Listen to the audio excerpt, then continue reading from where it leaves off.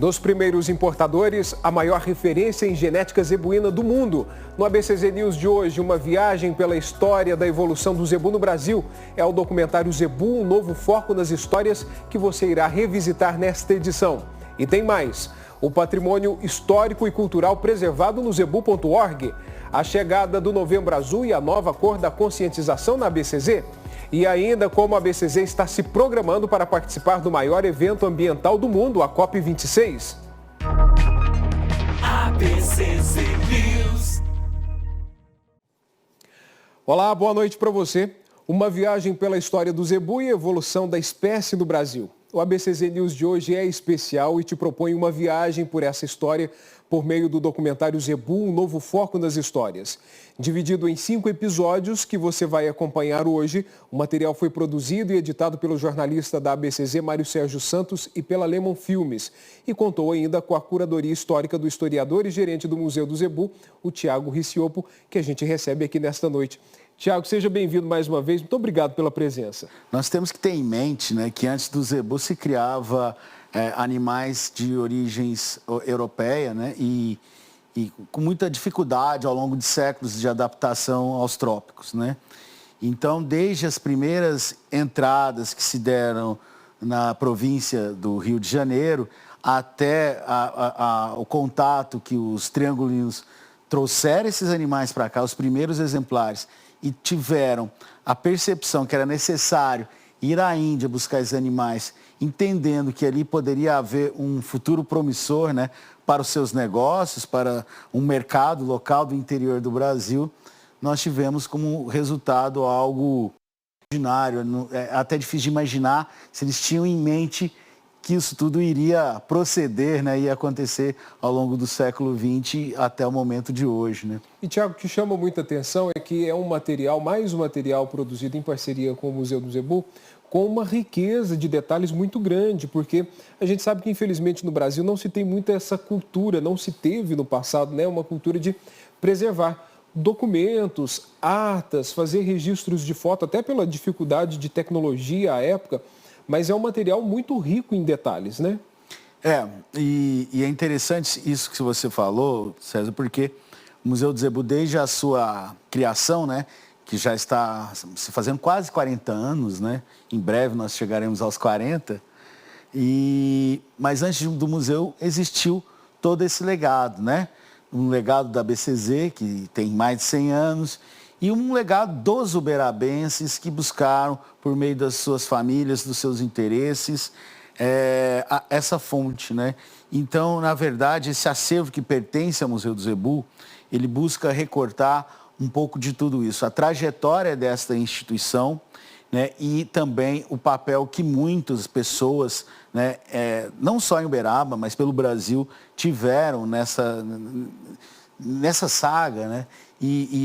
O nosso objetivo é justamente preservar isso e ressignificar, apresentando, né, sempre de maneira inovadora, né, ao Brasil o papel dessas pessoas, porque também é uma história do Brasil, né? E, por incrível que pareça, uma história pouco conhecida e tão significativa no nosso presente. Então vamos revisitar essa história e você é o nosso convidado. Tiago vai acompanhar conosco aqui durante todo esse programa, esta edição especial, e nós vamos conferir então o primeiro episódio do documentário Zebu, um novo foco nas histórias, que conta como essa saga começou. Acompanhe só. Essas viagens elas eram muito complexas no geral. Às vezes eles permaneciam 3 anos na Índia. Eu gostaria que todo mundo percebesse foi a cabeça e o tutano que tiveram os uberabenses naquela época.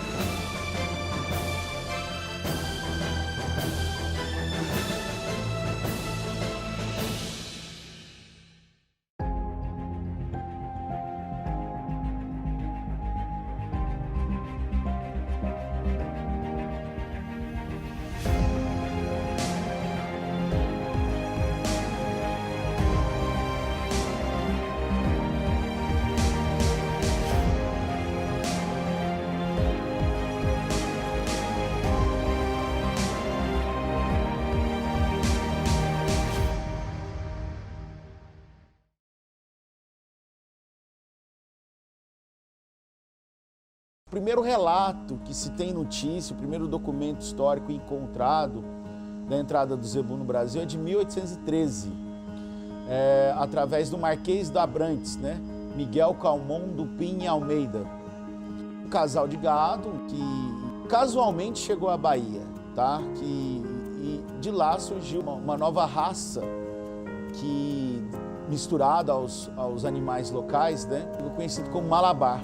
O zebu não começou em Uberaba, ele começou na Bahia, no Rio de Janeiro e outros lugares. E eles aqui compravam de casas importadoras. Eles não iam à Índia fazer a seleção, eles compravam o gado já selecionado por umas casas, sobretudo casas alemãs. Só que essas primeiras importações promovidas por barões como Barões das Duas Barras, os irmãos Clemente Pinto, a família Lutherbach, que eram também pessoas de origem suíça, né? Porque no estado do Rio de Janeiro houve uma entrada de suíços e esses descendentes de suíços também participaram desse processo. A família Lengruber, enfim, a Cássio Américo de Azevedo, uma série de importadores, muitos barões do café, começaram a comprar animais por meio de empresas internacionais. Muitos desses primeiros animais até vinham da Europa, de circos, de zoológicos, né? E é interessante citar um importador, né? Um grande comerciante de gado alemão, o Karl Hagenbeck, que fornecia boa parte desses animais para esse grupo de fluminenses. Ele era o maior comerciante de animais de grande porte do mundo, né? O seu trabalho auxiliava na montagem de circos, de zoológicos, né? E ele capturava esses animais em diferentes habitats de todo o planeta, né? E se tornou também conhecida até por situações bastante estranhas aos nossos olhares de hoje, que existia na Europa os chamados zoológicos humanos, né? Que levavam pessoas de diferentes culturas para a Europa para chamar a atenção, né, dos visitantes para o estranho, para as suas relações culturais. Enfim, esse Karl Hagenbeck também tinha um zoológico que existe até hoje em Stelling, na Alemanha, e foi um dos grandes fornecedores do zebu inicialmente, além de firmas brasileiras que foram constituídas para esse fim. E o pessoal de Uberaba, de conhecer o gado lá, foram lá, tiveram notícias, começaram a comprar e trazer para cá. Quando então, gente daqui falou, bom, por que nós vamos deixar esses intermediários?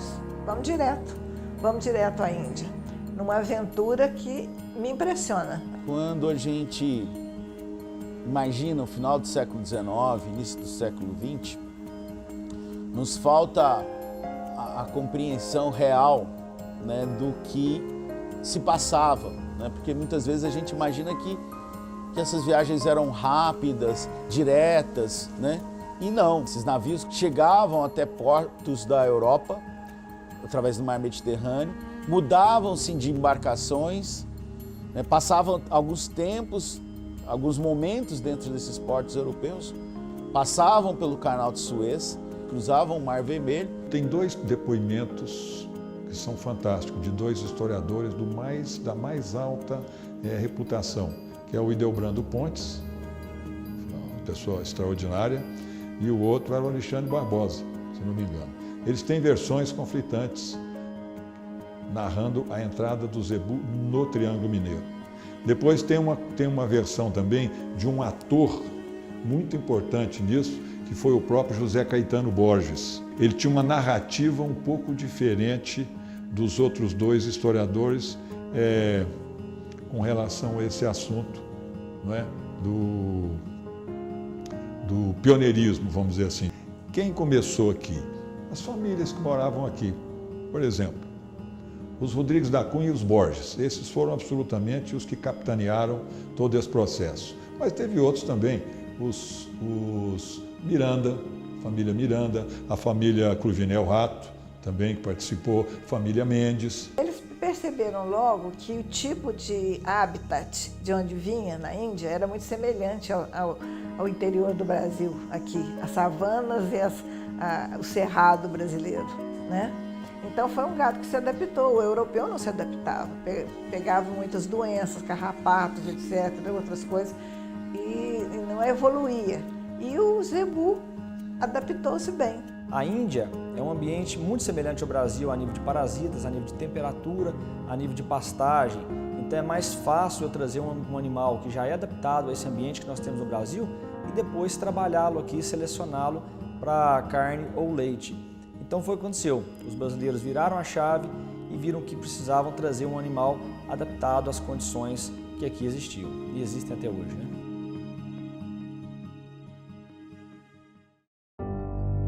É importante situar que nesse contexto, especialmente a partir da década de 1910, né, havia fortes críticas ao zebu. São Paulo lutou muito contra o zebu no começo, dizendo que era um gado que não ia dar certo.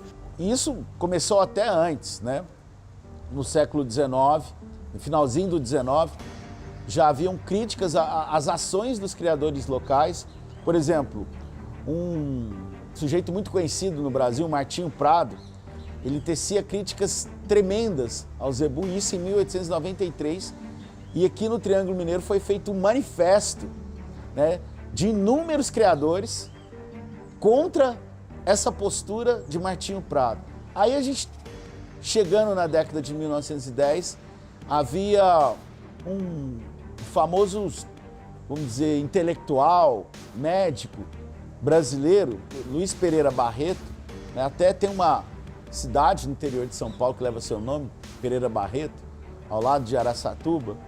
Pereira Barreto, ele era respeitado, ele era conhecido e ele tecia críticas pesadíssimas no jornal Estado de São Paulo, numa matéria periódica que chamava Guerra ao Zebu, né?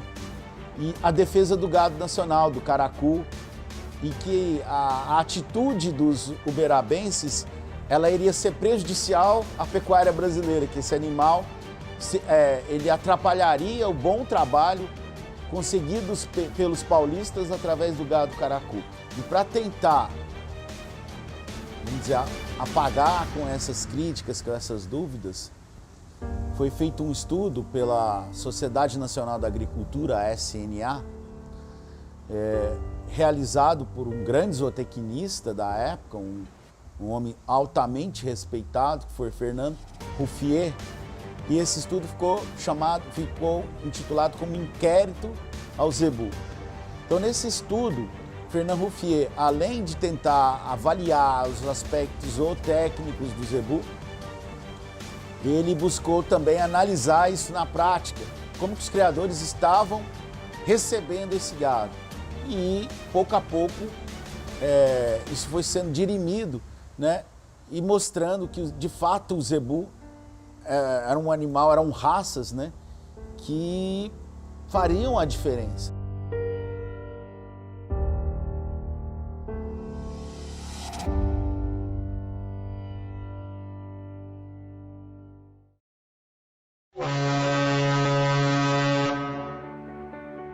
A expectativa era tão grande que muitos compradores já aguardavam os navios no porto, né, já para ter a preferência de escolher os primeiros lotes. E existem casos, inclusive, que alguns navios paravam primeiro no Nordeste até chegar depois ao Sudeste, então quem estava lá tinha até uma possibilidade de escolher melhores animais.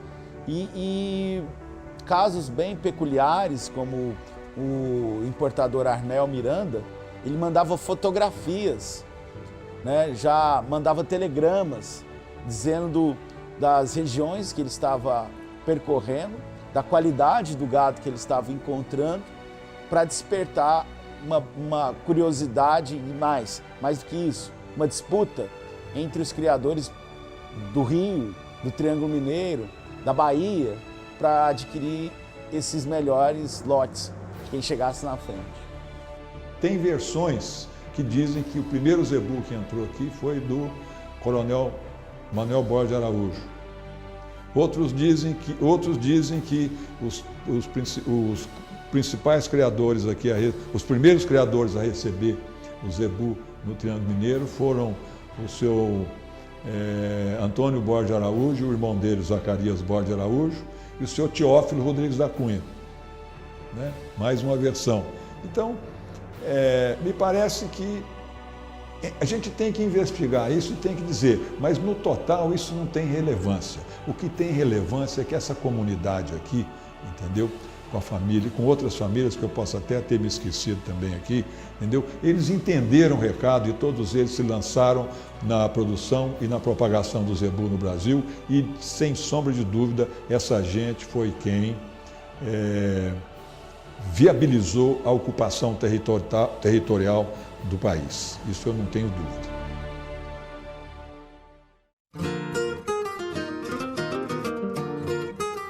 Uberaba, no século XIX, a principal atividade econômica era comércio, por causa da localização geográfica da cidade. Virou um entreposto comercial entre as cidades litorâneas, que mandavam para cá os artigos, até os necessários para as fazendas, como o sal para o gado, que já se criava aqui, ferragens, produtos finos, tecidos, e teve esse comércio do século XIX foi muito importante.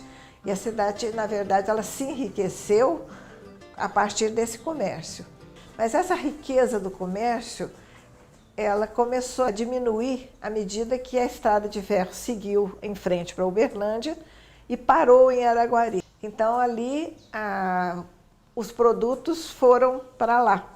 Aí a gente fala assim, Uberaba, então, direcionou sua economia para a pecuária. Os uberabenses entenderam na hora que aquilo seria uma solução muito grande para a ocupação territorial do país, a partir até do Brasil Central, porque foi daqui que começou a ocupação de Mato Grosso, de Goiás e assim por diante. Então, a história de vir focar, eu imagino, e gostaria que assim o fosse, que a história de vir focar um pouco mais as pessoas. Esses foram verdadeiros bandeirantes. E vou dizer mais, não são só os uberabenses. Os uberabenses tiveram a visão e começaram.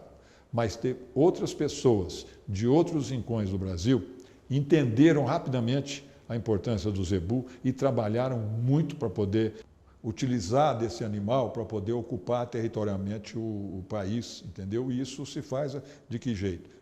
Desde que tenha uma justificativa econômica. E o zebu, desde aquela época, ele já era econômico. Ele veio trazer economicidade num processo de criação de gado que não existia naquela época. Basicamente, a pecuária de corte de leite que existia no Brasil, pós-colonização e no início da independência, eram animais oriundos da Europa. Raças, principalmente da Península Ibérica, vindo ali de Portugal e Espanha. Então, eram animais de clima temperado, que tinham sua seleção oriunda daquele país. Então, a pecuária brasileira era uma pecuária basicamente de animais europeus que, de uma forma mais ou menos complicada, fizeram uma adaptação aqui no Brasil. Porém, há várias penas onde animais não tinham a rusticidade necessária, não tinham a precocidade, não tinham a produtividade que precisava para o Brasil ser realmente um grande produtor de carne e leite. Isso foi um dos principais motivos que motivaram os brasileiros a trazer o zebu para cá. Nós tivemos algumas fases importantes na comercialização desse gado. No início, muita gente vinha a Uberaba para comprar gado. E como é uma coisa absolutamente natural, não é? Tinha pessoas que saíam daqui para mascatear esse gado, para vender esse gado a lures. Saí daqui do Uberaba em 1962, lá do Patrimônio do Rio do Peixe, passei no Uberlândia, passei em Araguari, fui para Anápolis, de Anápolis fui para Ceres, a cavalo, montado em burro. Fui para Uruaçu, fui para Porongatu, fui para Gurupi, fui lá para Miracema, fui para Araguaína, fui para Ponte do Estreito divide Goiás com Maranhão. De lá eu fui para Imperatriz, de Imperatriz eu fui para Santo Antônio, aí vieram 3 deputados receber o gado. Receberam o gado, eu mandei meus peões vir embora de ônibus até Brasília, e eu fui para o Maranhão, fui lá para São Luís, com os deputados, para eles me pagar. O Mascate era um comerciante de gado que colocava tourinhos num caminhão e saía pelo Brasil afora, iam até Belém do Pará, uma loucura aquele pessoal. Houve um criador aqui, que o Marmel Miranda, ele levou 200 touros para vender no Rio Grande do Sul. E depois o Nascimento, o Godofredo Nascimento, levou 540 animais para vender no Rio Grande do Sul, que é uma região que o zebu nem era conhecido. E assim fomos para Recife, para todo lado. Então os grandes divulgadores e disseminadores do zebu no Brasil foram esses mascates, que era um pessoal que ia na boleia de um caminhão, as estradas não eram, os caminhões eram rudimentares, as estradas não eram asfaltadas, e o sujeito ia procurando lugar para vender esse gado. Um deles era o Chiquito Rosa, Francisco Rosa e Silva, que até irmão da minha avó materna, foi um grande comerciante de gado naquela época. O senhor Cavalcante também, o velho, que acompanhou inclusive os meus avós, o meu avô materno, em viagem que eles faziam para o Mato Grosso, Paraguai, Pantanal, para pegar gado de lá e trazer para cá, para entregar aqui no frigorífico de Barretos. Isso até 1930, 35. E de 35 para adiante, até os anos 50, teve um outro horizonte, né, de pessoas também num mundo mais desenvolvido, mais com infraestrutura de transporte melhor, né? Também nós tivemos grandes nomes, entendeu? O Seu Lamartine Mendes, por exemplo, é uma bandeira, né? Do Seu Lamartine eles contavam muitas histórias, porque ele viajava muito, ele ia ao Rio para fazer negócios, e o pessoal dizia que a mulher dele, a dona Fiuca, falava assim, que ele saía vestido muito simplesmente, né? Então ele disse que ele dizia assim, olha, aqui em Uberaba todo mundo me conhece, eu posso sair do jeito que eu quiser, todo mundo. E no Rio de Janeiro ninguém me conhece. Então tanto faz o jeito que eu me visto, não me importo com isso.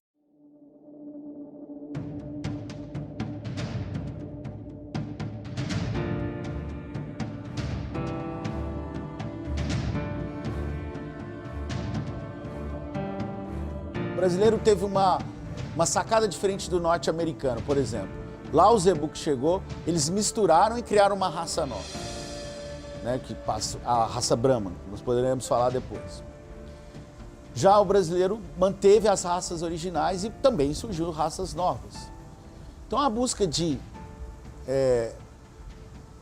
apresentar melhor essas raças diante das expectativas de seleção da época e algumas tentativas, inclusive frustradas, que antecedeu a criação da ABCZ, né, desde os seus primórdios, né, que me chamava ABCZ, é claro. O próprio Fernand Ruffier, esse que fez o inquérito em 1908, ele foi chamado pelos criadores locais e junto de um criador, filho também de um importador, o irmão dele foi para a Índia, um sujeito, o Alceu Miranda, mais o Fernando Ruffier, fizeram um documento onde se estabeleceu ali os critérios das raças, os critérios zootécnicos. E diante de conceitos da época, né, eles criaram o Herdbook Zebu e, né, a sociedade Herdbook Zebu, como deveria ser, né, o estatuto social, o funcionamento dessa sociedade, né, cujo primeiro presidente foi o Geraldino Rodrigues da Cunha. Estava aí fundada a ABCZ, tá, em 1919, em 16 de fevereiro de 1919. Essa primeira diretoria As reuniões ocorriam logo no iníciozinho, no Jockey Club, e logo na primeira diretoria passou a ser na casa do Joaquim Machado Borges, ali na Praça Rui Barbosa, que foi um importante criador da época. Foi um dos realizadores da primeira exposição de gado em Uberaba, em 1906. Depois foi participou de todas as exposições enquanto ele vivia, faleceu em 1956. Foi um dos fundadores do Herd Book Zebu, foi presidente do Herd Book Zebu, foi diretor da Sociedade Rural do Triângulo Mineiro e fundador.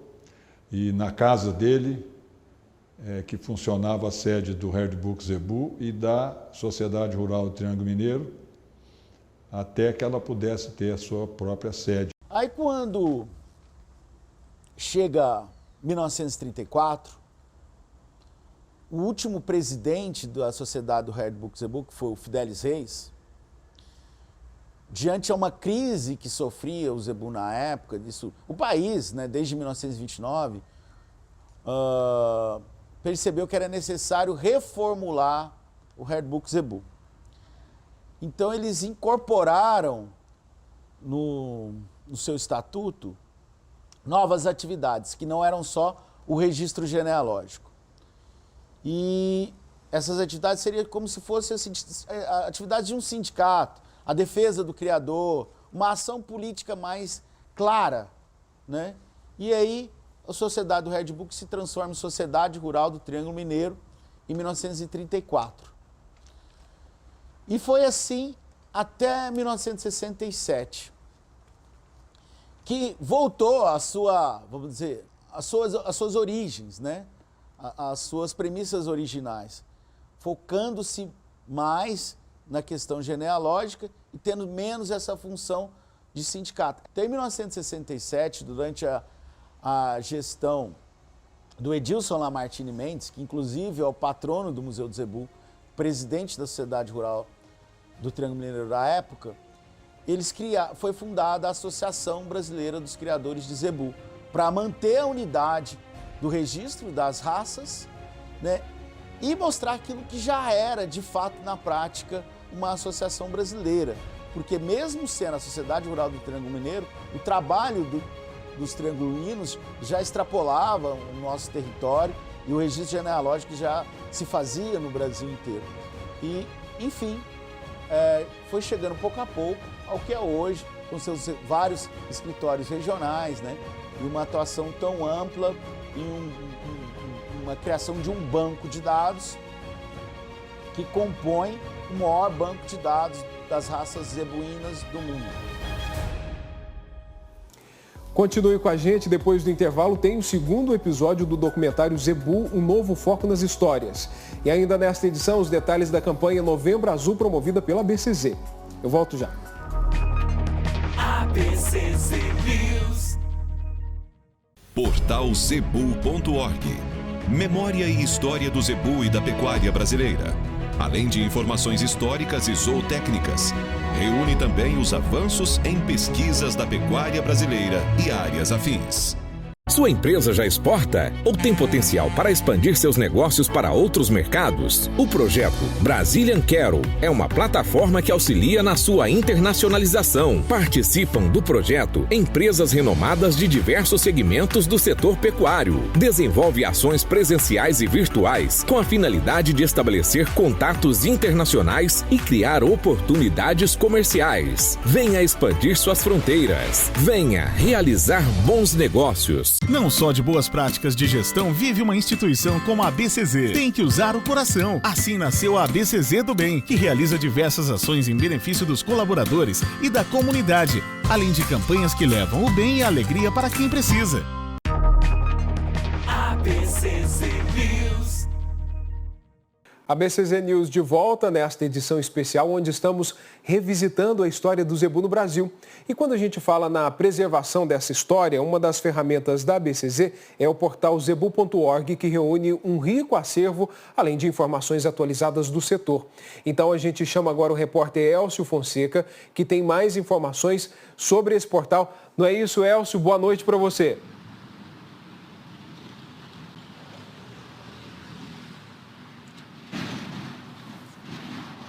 Oi, César, boa noite para você, boa noite a todos.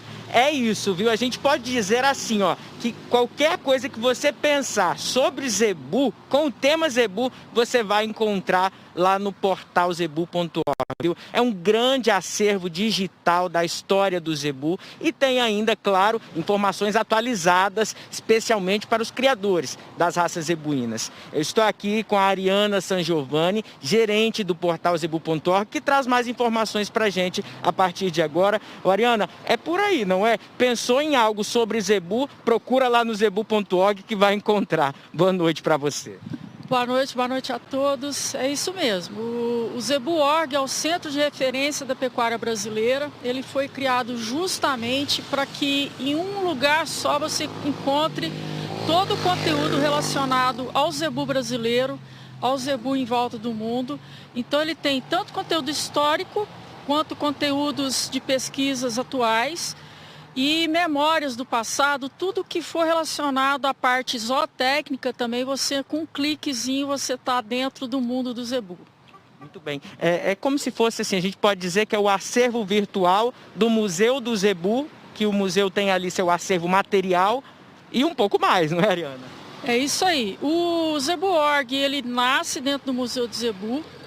Então nós criamos uma metodologia de arquivo para criar o website.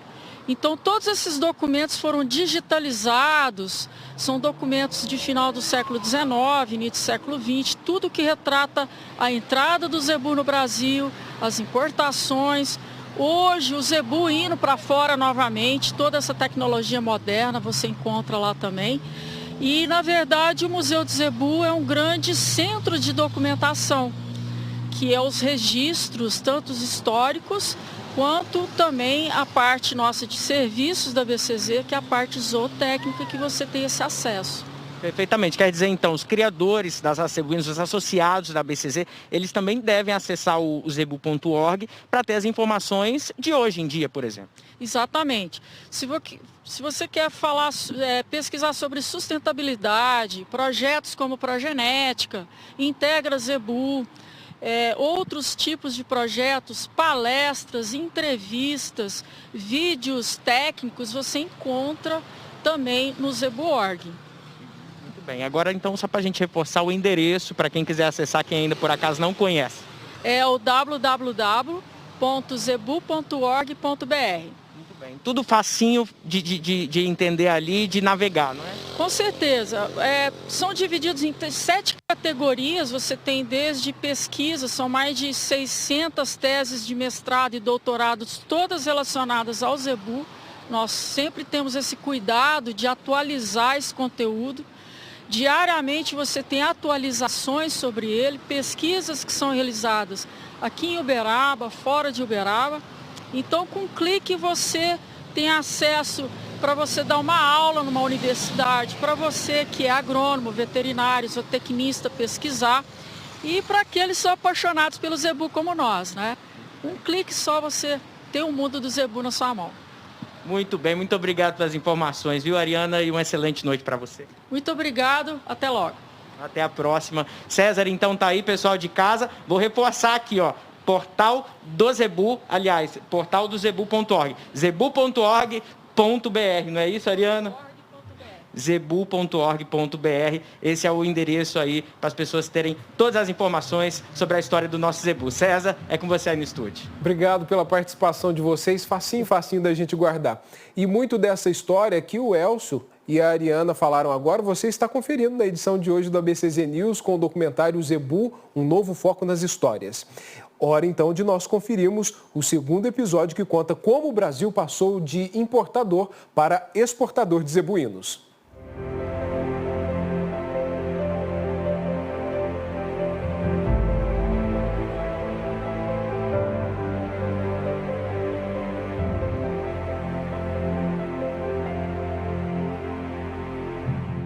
Eu diria que os últimos anos foram muito promissores para o zebu, porque fez com que o Brasil pudesse exportar e transformasse realmente não só no celeiro, mas também um grande produtor de carne e leite oriundo de material genético dos zebuínos.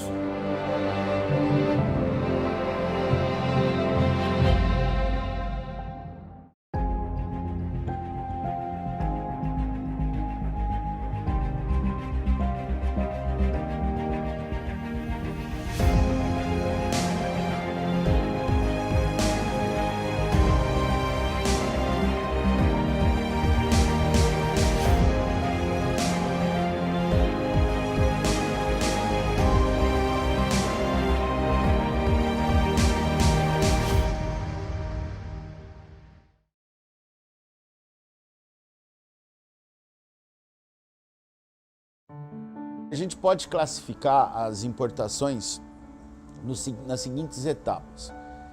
Essa primeira fase, que vai da segunda metade do século XIX até 1893. Porque em 1893 inaugura-se as importações diretas.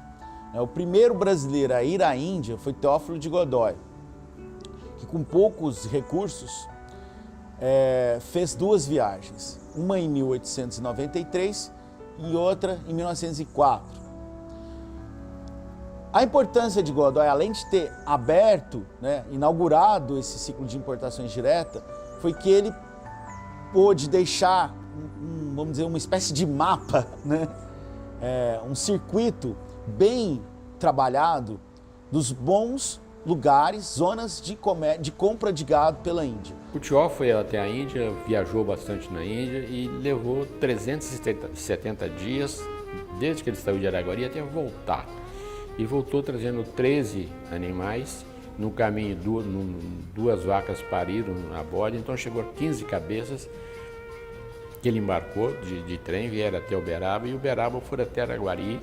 E ele entusiasmou com aquilo, voltou também e trouxe mais 8 touros que ele vendeu aqui em Uberaba. A esse Teófilo de Godoy seguiram-se muitos outros para a Índia, em busca de zebu. Um dos que ficou mais famoso foi o João Martins Borges, porque ele faleceu na Índia durante a guerra. Ele tinha 27 anos. E tem muitas histórias dele, ele escrevia inglês muito bem. E o museu guarda, inclusive, as cartas dele. Meu tio João Martins Borges esteve primeiro na Europa, onde importou jumentos de raça. E em 1914 ele foi à Índia e lá comprou o gado. Como a Primeira Guerra Mundial se iniciou em 1914, ele não pôde trazer esse gado. Esse gado ficou estabulado lá numa fazenda até do governo indiano. E ele voltou para o Brasil porque ele estava sozinho, muito saudoso, e ele voltou ao Brasil mesmo porque não tinha possibilidade de mandar esse gado. Não havia transporte naquela época. Quando ele resolveu voltar na Índia para pegar esse gado e importá-lo, ou mandá-lo para o Brasil, a minha avó impôs uma condição, que ele levasse meu pai, que era o irmão abaixo dele, para fazer companhia. Porque meu tio João era uma pessoa muito culta, muito preparada, mas eu tenho a impressão, pelo que eu leio e eu vejo dele, que era uma pessoa fisicamente frágil. E estando lá, eles fizeram diversas compras, meu tio João comprou gado, e meu pai já tinha comprado o gado, e posteriormente ao falecimento do João, também comprou o gado e mandaram para o Brasil naquela época, sendo que ele esteve na Índia de 1917 até 1919, tendo que já meu tio João já tinha falecido em 1918. E lá naquela ocasião ele estava em companhia do Tavico, Otaviano Martins Borges. E o Tavico voltou antes. Ele fez na primeira remessa de gado que eles conseguiram no transporte, ele veio junto do gado. Então lá na Índia só ficou o papai comprando mais gado e fazendo o testamento do João, que tinha morrido lá, arrumando todos os negócios e deixando tudo em ordem para que as coisas se fizessem dignamente, né?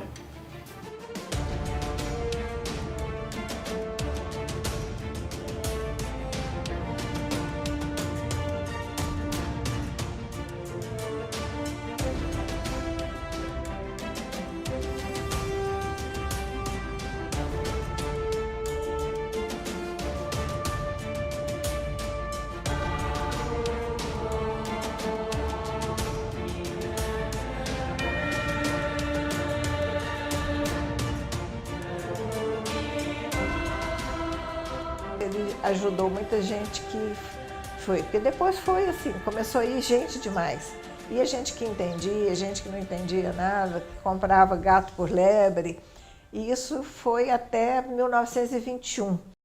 Depois, nós tivemos uma única importação em 1930. Aí retorna retornam as importações em 1952, em 55 e de 58 até 62, que os animais chegaram efetivamente no Brasil em 63. É a importação realizada por Celso Garcia Cid, um criador do Paraná que foge, né, desse ambiente de criadores, principalmente da região do Triângulo Mineiro. E esse criador se destaca a partir dos anos 40 e 50 com a criação de gir. Era o gado da época. Ele entendia que o gado gir havia um limite de desenvolvimento. Para superar esse limite, ele planeja uma expedição, uma nova expedição à Índia, né, enfrentando todas as barreiras, principalmente impostas pelo Ministério da Agricultura. Pois bem, ele encarrega o seu gerente, o senhor Ildefonso, de fazer essa viagem em 1958. Ildefonso percorre uma série de regiões na Índia, procurando o que havia de melhor do gado gir. Havia um gado muito bom, com uma seleção feita pelo Marajá de Bhavnagar. E o Marajá quis conhecer pessoalmente o Celso Garcia Cid. E a amizade com o Marajá foi algo incrível. O Marajá deixou com que Celso Garcia Cid escolhesse o que havia de melhor de seu rebanho. Essa retomada das importações, ela é abatida por uma nova realidade, também por outros criadores. Temos aí Torres Homem, Rodrigues da Cunha, Rubico de Carvalho, Nenê Costa, que organizam uma nova expedição. Essa expedição, ela tinha como objetivo buscar gir e Nelore. Dessa importação, talvez nós temos aí uma das histórias mais míticas. Isso se dá pelos animais que entram. São animais extraordinários que vão revolucionar o rebanho nacional. Temos aí Rastan, Godavari e o famosíssimo Carvard. O Carvard é o pai do Nelore nacional. Quando foi para buscar, foi o Dico para escolher e o Dodge, Zé Dodge, veterinário, descendente de alemão que falava inglês e falava o alemão um pouquinho. Quando ele me anunciou a ida, eu fiquei tão entusiasmado que só preparei o espírito assim, a morte para mim não existe. Fui, enfrentei todos os dialetos, mas como a Índia é um país muito confuso, com o inglês tem um domínio de 14 anos, as repartições que dependia sobre a importação, tudo falavam inglês. E eu, em 2 meses, consegui, igual papagaio, aprender o inglesinho de falar em vaca e dinheiro. E deu para resolver o problema. E com a minha chegada na Índia, tive certa surpresa por falta de documentos e vacinação, pegar a primeira impressão da Índia, 7 dias de prisão, numa quarentena. O Dói e o Dico, quando chegaram, eles ficaram no quarentenário, porque eles chegaram, não esperaram vencer a vacina. E lá no quarentenário eu já vi o retrato do Carvard. Que eu olhei na parede, antes de ver uma reis, vi um posto do Carvard e o Neru. Fiz umas perguntas ali para um veterinário se aquele boi existia. Ele falou, existe, tetracampeão da Índia e subcampeão da Ásia. É do governo? Não, é de um particular. Onde esse boi existe? Está no estado de Andhra Pradesh, na aldeia de Carvard, que é o nome dele, e o dono é um particular, o Anumai. E aquele boi me deixou uma imagem ruim na hora de eu ir correr à Índia, que eu falei, igual esse vou achar certo vários. E foi a decepção. E se eu não acho o Carvard, o resto foi um garimpo no Cascai, sem ferramenta, para achar uma vaca, e uma vaca por mil que eu vi, uma vaca por mil, padrão, dentro do bom padrão brasileiro. Primeiro o Torres mandou o veterinário dele e o empregado Dico, que trabalhava com o zebu aí com ele. Foi para lá, quando nós fomos para a Índia, eles já estavam lá 1 ano, mas não tinha licença para trazer o gado. Estava aguardando a licença. O que o Rubico, o Afrânio de Oliveira conseguiu. Aí o gado nosso veio com o deles, no mesmo navio. Fui com o Chico, meu sobrinho, filho do Rubico. Nós trouxemos touros muito bons. A cabeceira dos touros da Índia vieram para o Brasil. O Carvard foi campeão 3, 4 vezes na Índia, o Torres comprou. Aliás, eu que comprei para ele, veio em nome do Francisco José, o Carvard. Depois a dona Olina já tinha chegado, a mãe do Torres foi lá. Eu fui com ela, nós compramos o puxador de pé do Bima, que era um boi muito bom. Tinha o Golias, que era o boi mais pesado. Também compramos. Eu fui competente, neto, filho do Torres, compramos. Eu comprei o melhor boi do governo, que é o Godavari. Do governo, lá em Xintalalevi. Tirei o melhor boi que tinha lá, tem a fotografia dele ali. Comprei. Comprei o Taj Mahal, que é o boi que eu tirei para mim. Com 2 anos de idade. Ficou muito bom. Um dos melhores bois que veio para o Brasil.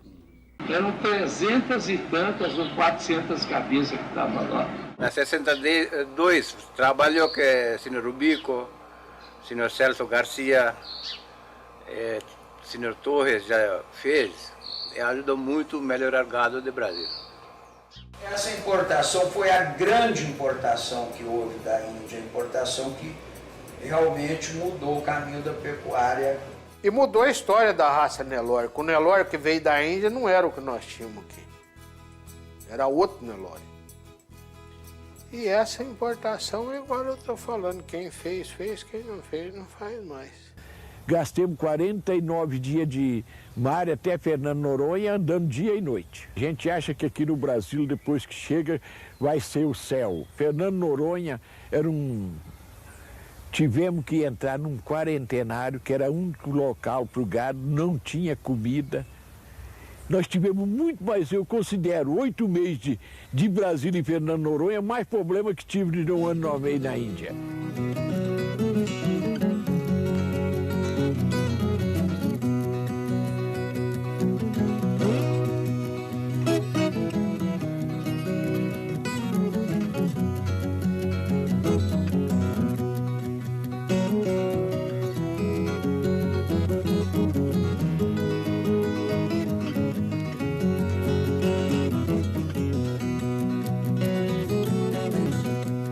Aí já era festa. Caminhões, visitantes, participando vários, para participar de um filmezinho que vai ser mostrado. A chegada foi muito bonita. Aí foi a realização da satisfação do Torres. Daquele dia ele se libertou de todo o trabalho que teve.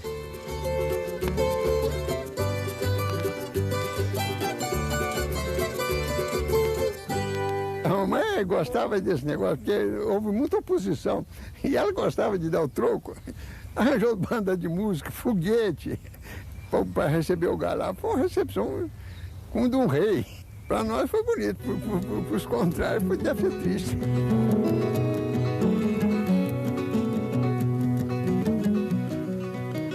Esses 2 animais que apresenta Casamo e Padu. Esse touro é o Golia, o campeão de peso da Índia. Esse touro que se apresenta agora é o grande cabre no grupo de vacas importadas da Índia. Essa vaca que se passa na frente é a Choca, essa segunda vaca é a Andra. Esta vaca que está correndo é a Ganta. Esta em seguida é a Maranandi. Essa novilha é a Magal, não foi compra, foi nascida na Índia. Bom, agora passa a Mara, a mãe do Dumu. Está passando a Grinda, em seguida a Xintalalevi e a Casana. Agora nós vemos a América. Esta é a Sanoba, a mãe do Evaru. Esta é a Guni. Esta é a Eri. Essa na frente do lote é a Chilara. Esses animais são os animais mais importantes da importação, Carde e Langri. E Langri é que deu Schumacher. E Andra, porque a Andra é das boas, hein?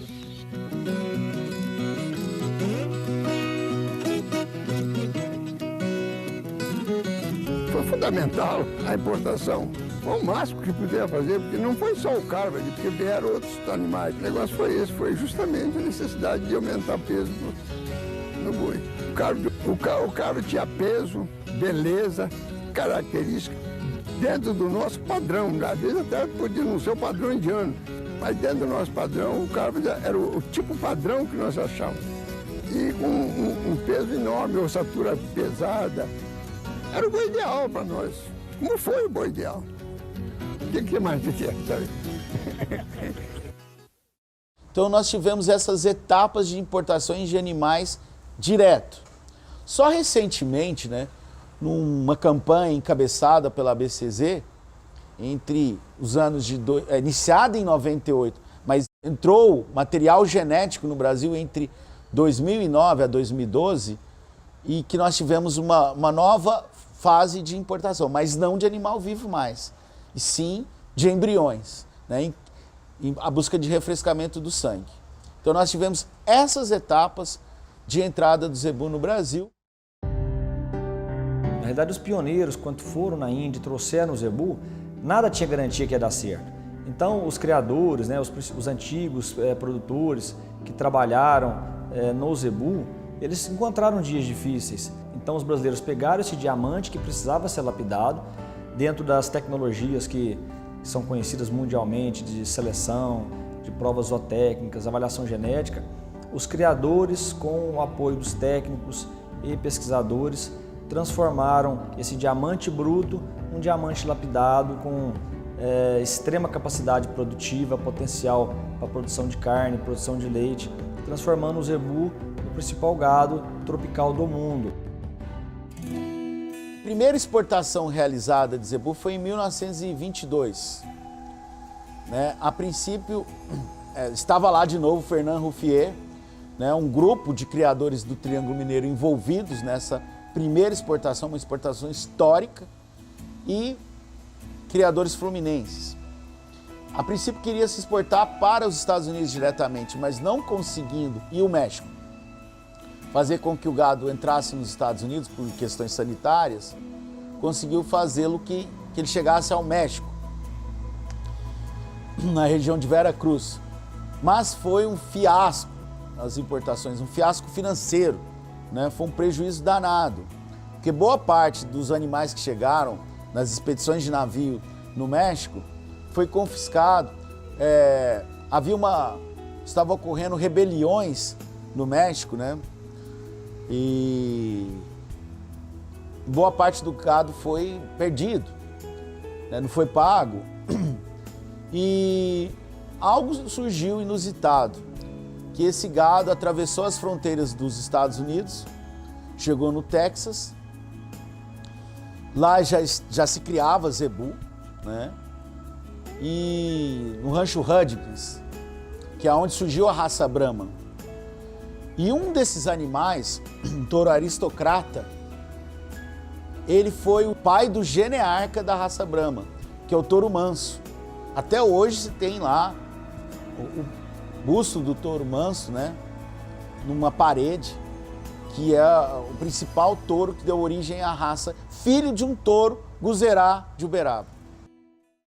Não é difícil vender o zebu brasileiro, porque ele já é muito bem aceito, né? Na grande verdade, muitas vezes até a demanda chega até nós, né? Nós já trabalhamos há muitos anos no mercado da América Latina, mas o mercado africano também, mas hoje nós recebemos demandas constantes do Sudeste Asiático, do Oriente Médio, porque esses países, os países dessas regiões, também têm necessidade de produzir cada vez mais, principalmente pelo volume populacional dessas regiões. É até motivo de muito orgulho, né, para o Brasil.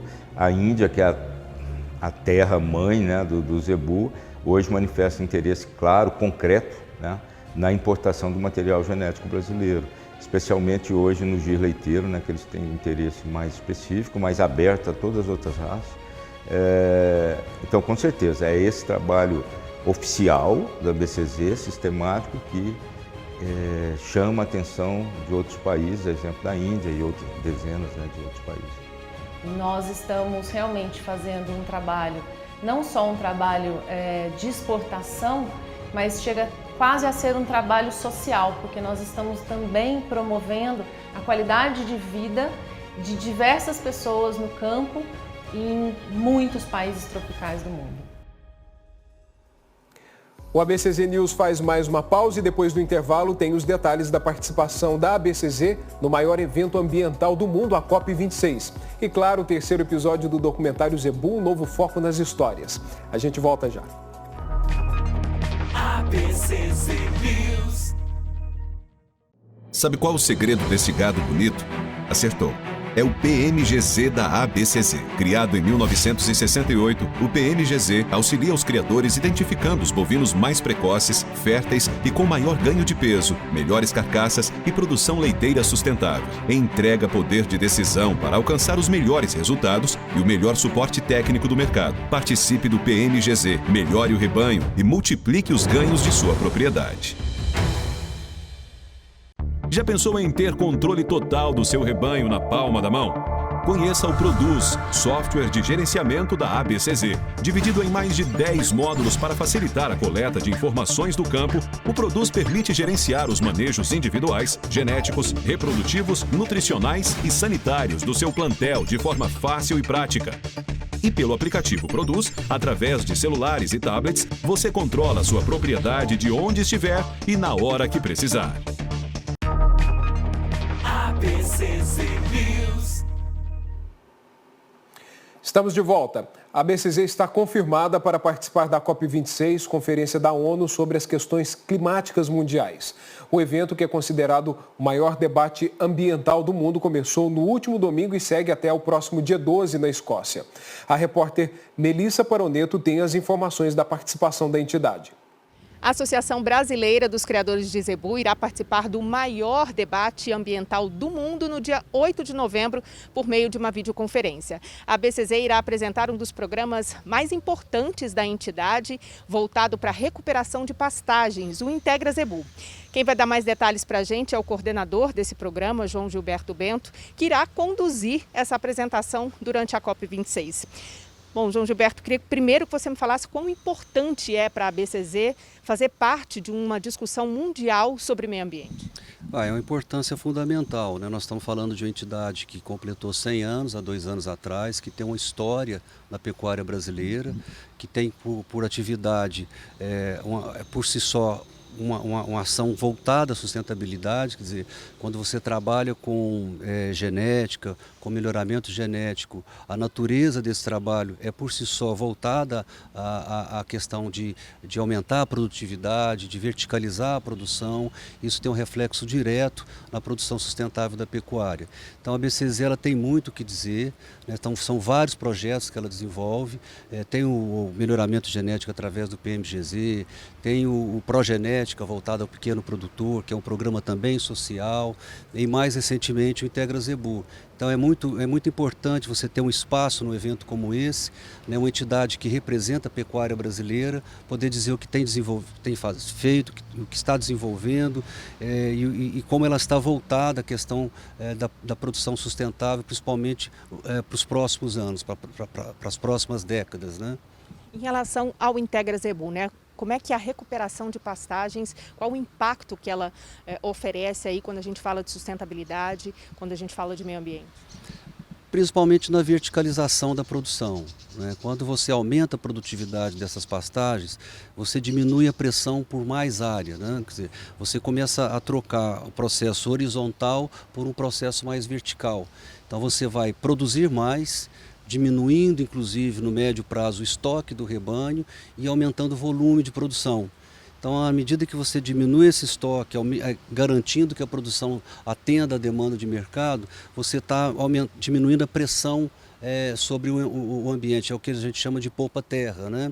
Além do que, essa proposta do Integra Zebu leva a mensagem do ILPF, né? Que são os Sistemas de Integração Lavoura, Pecuária e Floresta.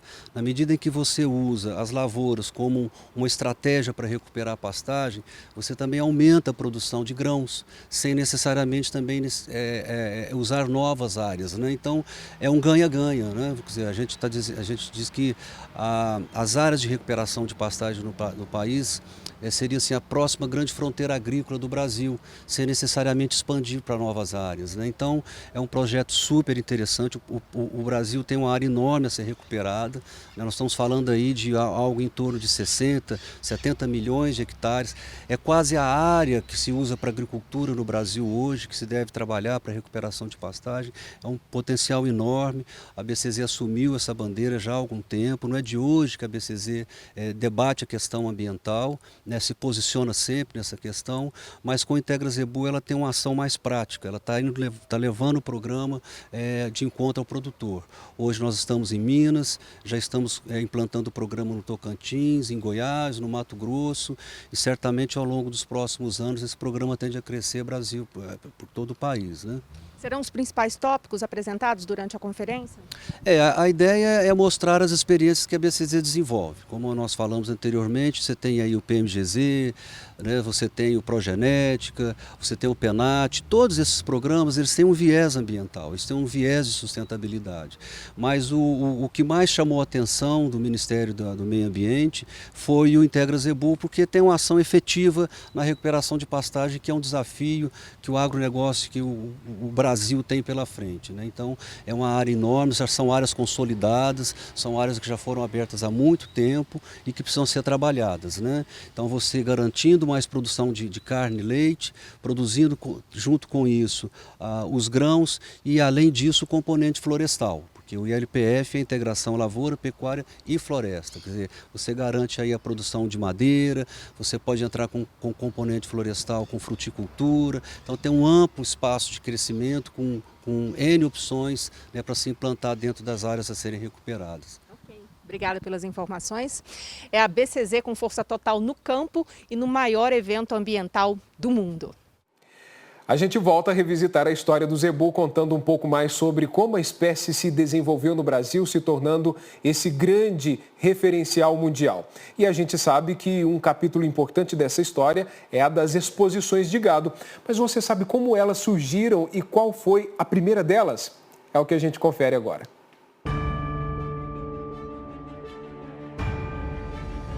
O julgamento, né, a parte morfológica, funcional dos animais, é fundamental também no processo. Eu fui muito feliz nessa peça de julgamento. Eu julguei vários touros aqui que tiveram sucesso. Na verdade, virou uma festa. E a exposição durava 10 dias, vinha muita gente de fora. E depois a presença dos presidentes, porque virou tradição.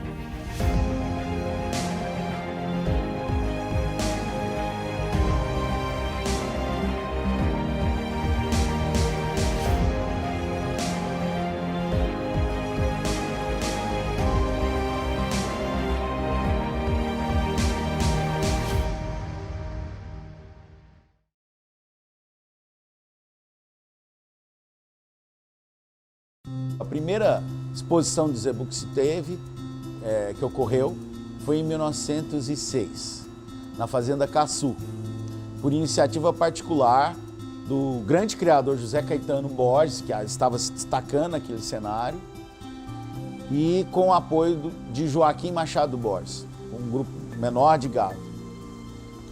Tá? Então foi uma exposição que para os padrões da época foi excepcional, né, mas particular e dentro de uma fazenda. O José Caetano era um grande criador, um homem de uma visão extraordinária, entendeu? E eu acho que foi quem dinamizou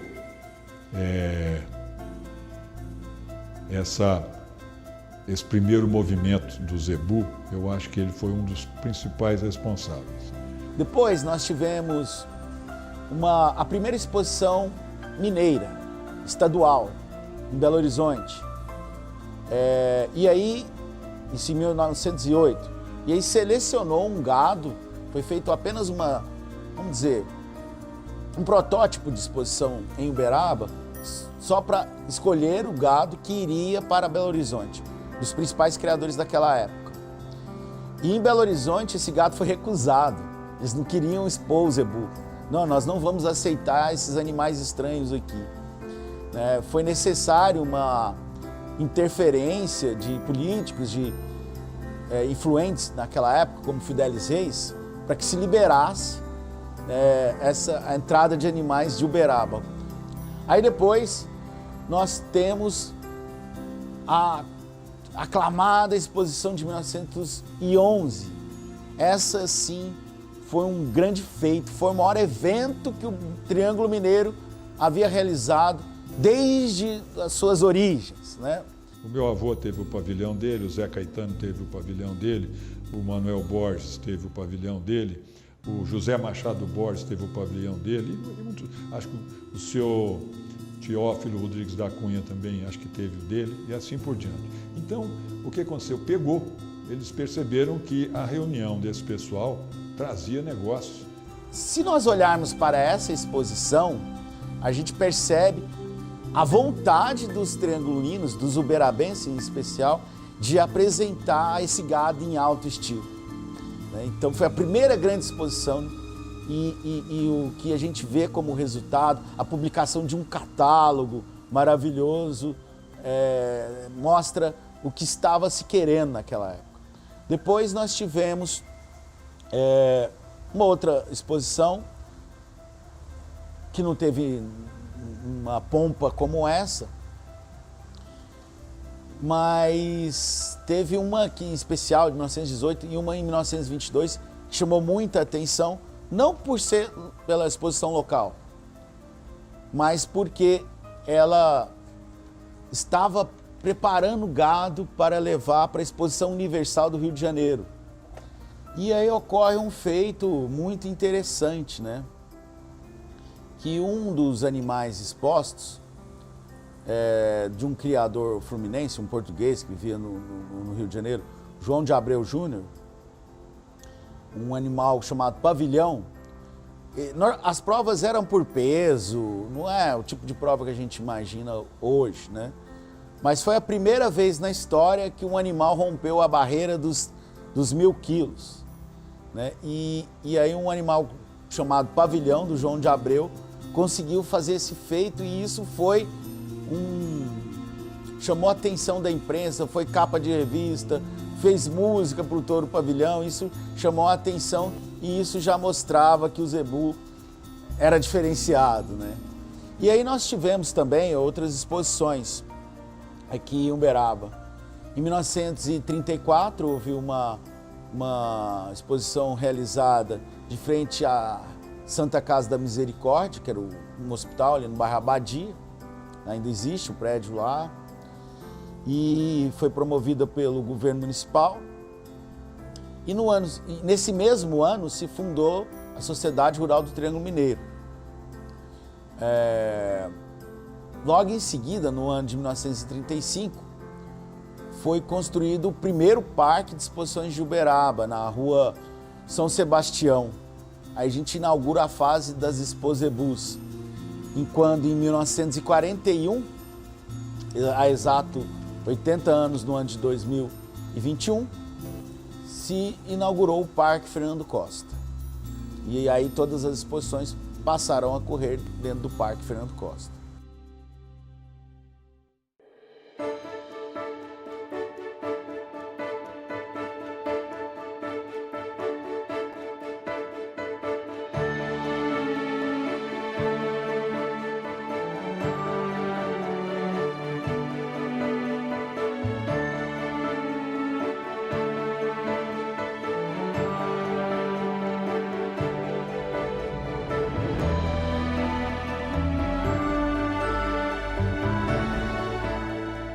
Na verdade, virou uma festa. E a exposição durava 10 dias, vinha muita gente de fora, não só gente ligada ao zebu, pessoal, muita gente do Nordeste, de Goiás, do interior, e depois começou a vir do exterior, no Paraguai, porque muito gado zebu foi para o Paraguai, né? Para o México. Então, vinham não só criadores do Brasil, como estrangeiros. A minha vida é zebu. Começou de menino, não é? Vindo ao Parque Fernando Costa, ao Parque de Exposições, para assistir julgamentos, a fanfarra do Colégio Diocesano, né? Aquilo mexia com o emocional de um menino de 10 anos. Isso reforçou esse caráter festivo das exposições. E depois a presença dos presidentes, porque virou tradição desde o tempo do Getúlio, a presença do presidente aqui.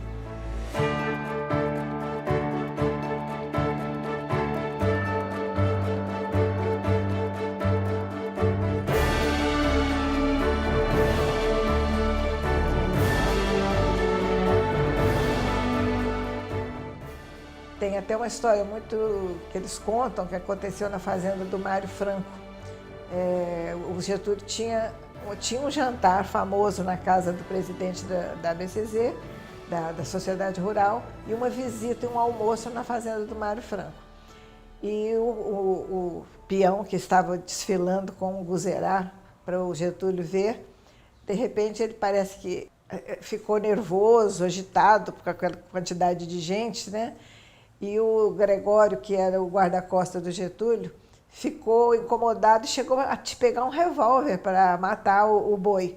Mas, enfim, o peão conseguiu, porque era um boi que valia muito, valia mais do que muita joia, né? Então, essa é uma das histórias que se contam dessas visitas.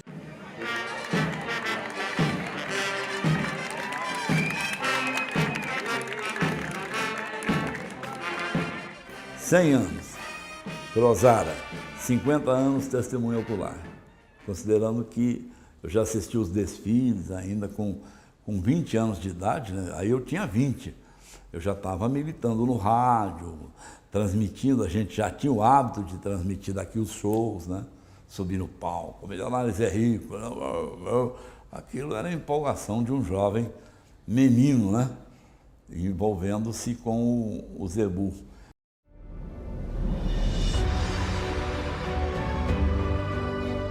As exposições foram evoluindo, elas foram agregando outros critérios, né? A questão de pesos mínimos, a questão de funcionalidade reprodutiva exigida das fêmeas. Agora nós já inserimos ultrassonografia de carcaça, né, para o ultrassom, e outros critérios, né? Agora, a partir de agora em diante, na Expo Zebu, nós vamos conciliar pista e avaliação genética, um processo crescente.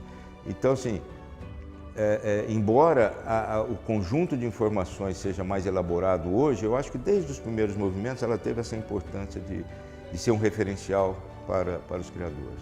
E é sinal que o zebu é uma coisa viva, que ele está em constante evolução, né? Em constante modificação. Quem não modifica, quem não evolui, termina, acaba. O papel da ABCZ é importantíssimo, porque ela é responsável para registrar o gado zebu, dar uma classificação para o gado zebu e fazer com que essa espécie chamada zebu se perpetue.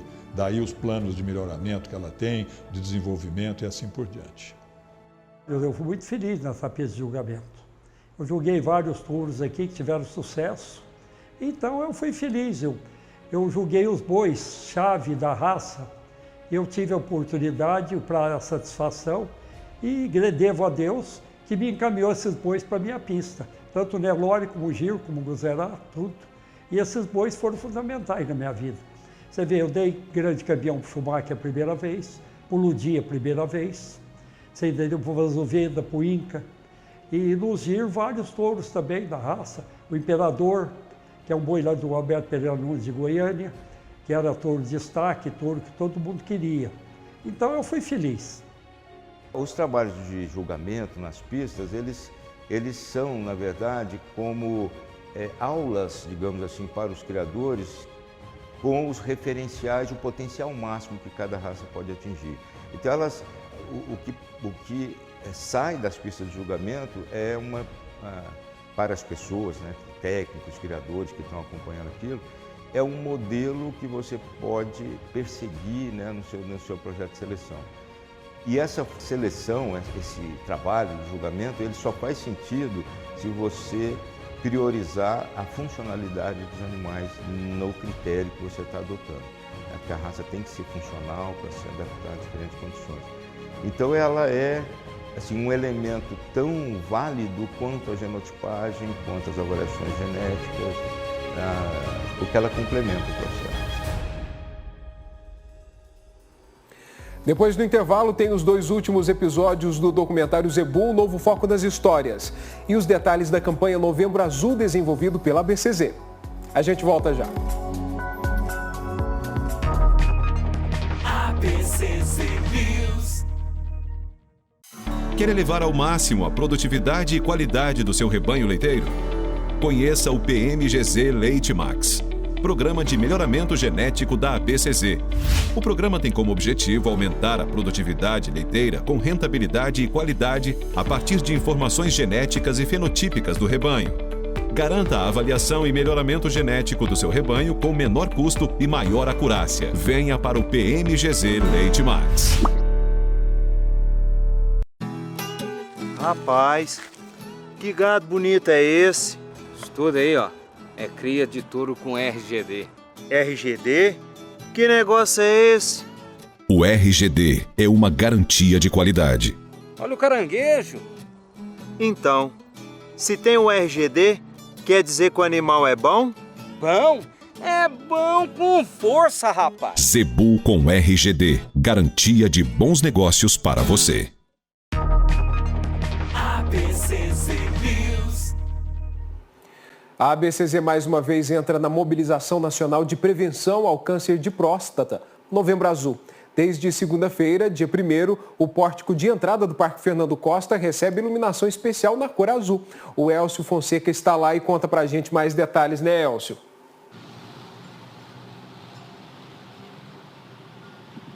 Isso, César. Olha, por aqui todos nós, né, da ABCZ já estamos aí no clima do Novembro Azul. Também estou aqui com o meu lacinho azul na camisa, ó. E o pórtico aqui do Parque Fernando Costa, da ABCZ, está lindo demais na cor azul, olha só.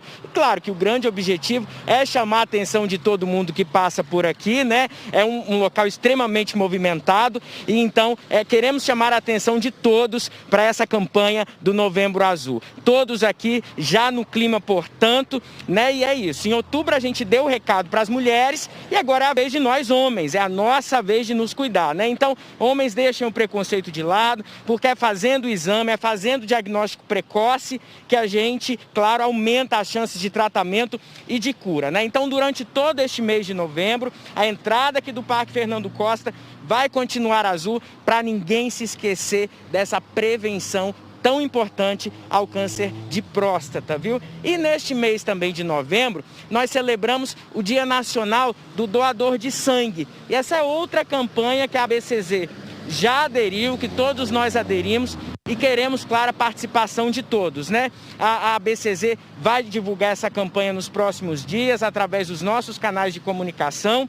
Então, recados aí importantes para todo mundo. Primeiro, para os homens, vamos cuidar aí da prevenção ao câncer de próstata. E depois, para homens, mulheres, todo mundo, vamos doar sangue também. É claro que a gente sabe que se cada um fizer a sua parte, a gente já está contribuindo com o todo, não é, César? Tá certo, Elcio. Obrigado pela participação. São duas campanhas importantes aí, encampadas pela Comissão ABCZ do Bem, que vem chamar a atenção de todos nós. Bom, agora a gente volta a revisar a história do Zebu no 4º episódio do documentário Zebu, um novo foco nas histórias que você confere com as raças zebuínas se desenvolveram no país. O brasileiro teve uma sacada diferente do norte-americano, por exemplo. Lá o Zebu que chegou, eles misturaram e criaram uma raça nova. Já o brasileiro manteve as raças originais e também surgiram raças novas.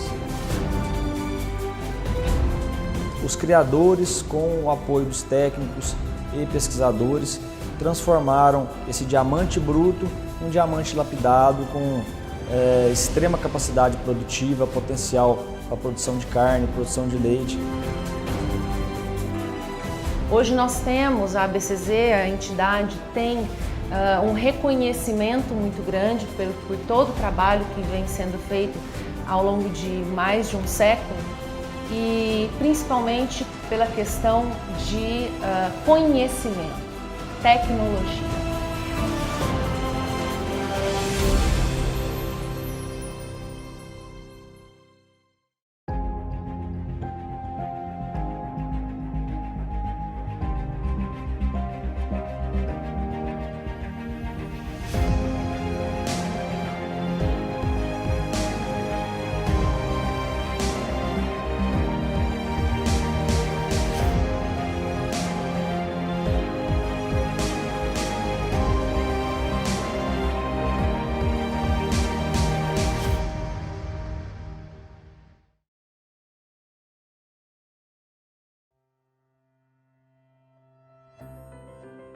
várias raças entravam no Brasil.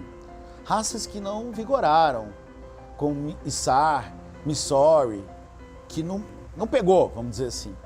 Agora, se nós formos analisar uma etapa de cada raça, né, desde as primeiras importações se importou efetivamente Gir, Guzerá, também Nelore. Uma das primeiras raças a chegar no Brasil é a raça Guzerá. Isso por volta de 1870, a exemplo do já mencionado Barão das Duas Barras, né, no Vale do Paraíba Fluminense. E é importante mencionar que na Índia, a raça Guzerá é uma das mais antigas que se tem notícia das raças zebuínas. Lá ela é chamada de Cancreche. Ela é nativa da região de Gujarat.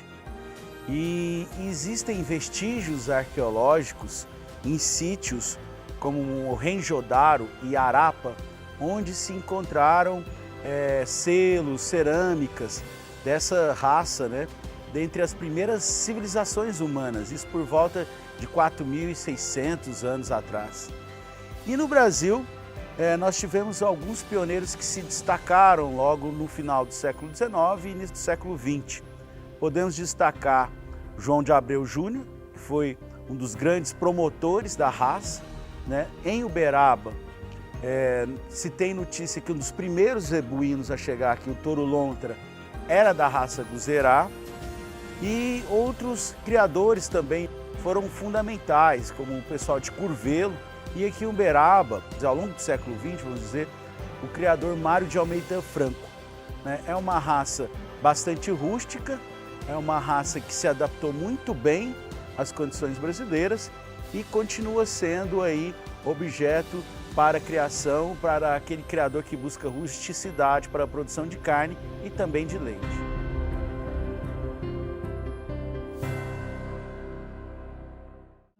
A raça Gir foi uma das primeiras raças importadas a alcançar um apogeu. Ela é uma raça regional na Índia, as raças lá são regionais, né? E por aqui ela foi alcançando bastante resultado e no início ela era bem propícia para a produção de carne e leite. E nós tivemos grandes nomes, né, grandes pioneiros da raça Gir.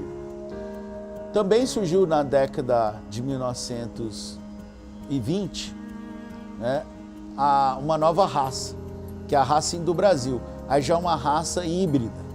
O que aconteceu, né, na verdade, na época? Animais puros da Índia, Nelore, Gir, Guzerá, foram introduzidos e, obviamente, que aqui eles acabaram sendo cruzados entre si, até porque não havia uma sistematização ainda. E essa heterose que existe no cruzamento, ela favorece as características de crescimento. Então, o fruto do cruzamento, ou do Gir com Nelore, ou com Guzerá com Nelore, enfim, das três raças, proporcionava o surgimento de animais mais pesados, maiores, que chamava a atenção, né, dos criadores. Essa experiência foi feita mais ou menos ao mesmo tempo em Conquista, em Uberaba e Araxá. Parte dos fazendeiros de Uberaba, não é? Eles achavam que o gado devia chamar Indo-Brasil. Outra parte achava que devia chamar Indo-Beraba. Eu acho que as duas propostas são absolutamente válidas. Uma porque vinculava o gado ao lugar onde ele foi promovido, nasceu e foi promovido, não obstante também ter sido feito isso lá em Araxá. E, por outro lado, os outros achavam que devia ser Indo-Brasil, porque aqui daria ampliava um pouco, entendeu? Comercialmente, essa marca, essa raça, entendeu? E teve uma disputa, aliás, entre dois cunhados, né, do José Caetano com o João Machado Borges, né? Chegaram até com seus marqueteiros fazer propaganda no Estado de São Paulo, que era um jornal poderosíssimo, né, na época, e compraram a primeira página do Estado de São Paulo, fizeram lá a propaganda deles. Depois o João Machado, daí um ano, fez do Indo-Brasil, e no fim eu acho que o governo federal acabou ratificando o nome Indo-Brasil, por pressões, inclusive políticas, né? Porque o Nordeste provavelmente queria que fossem do Brasil, o pessoal do Araxá, por exemplo, nossos vizinhos e amigos aqui, também queriam que fossem do Brasil e ficou indo do Brasil. Acreditava-se que naquela época, que quanto maior a orelha, mais pureza tinha um animal. Então, indo do Brasil era o animal adequado para aquilo que se esperava. E o Indo-Brasil teve uma força muito grande até os anos 30, 40, onde o gir passa a assumir efetivamente esse cenário com mais força, né, com mais procura pelos criadores locais. Já a raça Nelore, é interessante dizer que no começo não era uma raça tão procurada. Haviam poucos criadores que tinham preferência pela raça Nelore. Por exemplo, Pedro Marques Nunes, do Rio de Janeiro, né? Depois Durval Garcia de Menezes, que dá sequência ao trabalho do Pedro Marques pela Fazenda Indiana. Em Uberaba, Geraldino Rodrigues da Cunha. A partir do Geraldino, Vicentino Rodrigues da Cunha. Poderíamos citar, por exemplo, Otávio Oriane Machado, na Bahia. Então eram poucos criadores de Nelore. O Nelore, na Índia, conhecido como Ungole, né, de Andhra Pradesh, ele vai ter uma ascendência maior só a partir da década de 1950, 60, que ele começa a ganhar destaque à medida que o Brasil avança na expansão do centro-oeste, do interior, e o Nelore passa a ser percebido como um grande animal de produção de carne. Já a raça Sindhi, ela não é indiana, ela é do Paquistão, né? E nós tivemos algumas importações importantes para a raça Sindhi. A primeira grande importação, ou mesmo que houve antes, mas a que teve mais impacto naquele contexto, foi a de 1930, por Francisco Ravizio Lemos e Manuel de Oliveira Prata. Mas a maioria dos animais que existem hoje da raça Sindhi, né, o Red Sindhi paquistanês, foi de uma importação realizada em 1952 por Felisberto de Camargo. Felisberto de Camargo, ele era diretor do Instituto Agronômico do Norte, que funcionava em Belterra, onde foi a Fordlândia, no Pará. E ele planejou uma importação depois das proibições, onde não era possível importar, durante décadas, inclusive. Ele foi até o Paquistão, né?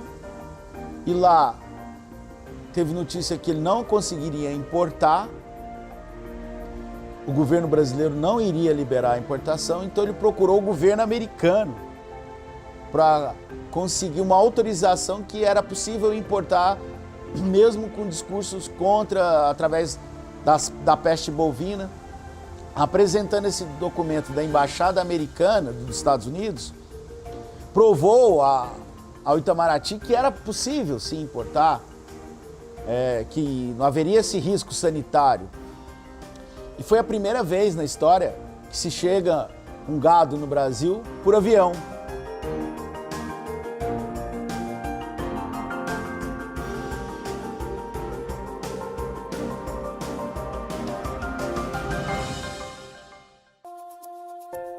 Já a raça Tabapuã, ela surgiu na Fazenda Medalha Milagrosa, tá? E ela também é uma raça nacional composta da formação de outras raças, tá? Se estabilizou uma raça nova, surgiu então a raça Tabapuã no estado de São Paulo, no município de Tabapuã. Quanto à raça Brahman, é uma raça norte-americana, né, do Texas. Agora é bom fazer menção que na gênese da raça Brahma, nas suas origens, teve contribuição do zebu de Uberaba, né? Então o Brahma surgiu nos Estados Unidos, mas só chegou no Brasil, também é um animal composto por outras raças, ele é híbrido. Ele só chegou no Brasil em 1994, depois que a ABCZ fez uma campanha para a introdução do Brahma no Brasil. Em 1938 é que o governo brasileiro oficializa o registro genealógico, né, das raças zebuínas, em função de um tratado, né, que o Brasil assina em 1936, então é uma concessão do governo. E a gente pode separar daí para frente a seleção do zebu e a importância dele basicamente, assim, de uma forma até arbitrária, mas em 4 fases. A primeira fase ela vai de 1938, quando realmente se oficializa o registro, até 1960 aproximadamente. O que caracteriza essa fase? Caracteriza o objetivo de identificar as diferentes raças, o que era a raça Gir, o que era a raça Buzerá, a raça Nelore, que eram as raças que haviam sido introduzidas no Brasil, a raça Sindhi também. E é nessa fase que a gente tem um foco muito no padrão racial, de determinar quais eram as características que definiriam essas diferentes raças. E esse processo vem até a década de 60, quando a gente tem as últimas importações de animais vivos da Índia autorizadas, que foram muito relevantes especialmente para a raça Nelore. E isso, de uma certa forma, inaugura uma segunda fase da seleção do zebu, que é o foco na seleção para peso, aumento de peso dos animais. Então isso vai de 1960 até 1980. Mas aí é um processo sempre evolutivo. A partir de 1980 até 2000, o que a gente tem é uma mudança no cenário mundial, que começa a haver uma cobrança, uma pressão social muito grande por questões ambientais, né? E isso leva aos criadores a repensarem o modelo de seleção. Então, sai de cena essa questão do peso a todo custo, sem relação com idade, e entra a busca pela, que a gente costuma chamar das 3 precocidades, que é a precocidade de crescimento, a capacidade do animal ganhar peso, a precocidade sexual, de se reproduzir cedo, e a capacidade de acabamento, ou seja, de terminar mais rápido, buscando aumentar a produtividade. Mas aí, a partir dos anos 2000, a gente começa a perceber um reposicionamento da seleção, porque em função dessa busca pela produtividade, de uma certa forma, a questão racial ficou um pouco em segundo plano. Então as raças perderam um pouco a sua identidade, né? E então, de 2000 para cá, que é o momento atual que a gente vive, a gente está numa fase da busca do equilíbrio seletivo, né? Então é conciliar os fatores de produção, um animal produtivo, sexualmente precoce, com acabamento, com eficiência, ou na produção de leite, né, para aquelas raças zebuínas que propõem a produção de leite, mas isso associado também à busca da identidade racial desses animais. E é o momento que a gente vive hoje, essa busca desse ponto de equilíbrio, que é uma seleção assim, bastante recomendada, porque ela, ao mesmo tempo em que ela gera ganhos genéticos, aditivos e acumulativos para a eficiência de produção, ela garante a prepotência genética dos animais, que é o conceito que está intimamente ligado ao conceito de raça. Então, no início, nós tínhamos um biotipo que era o biotipo preconizado pelo frigorífico, preconizado pelo mercado.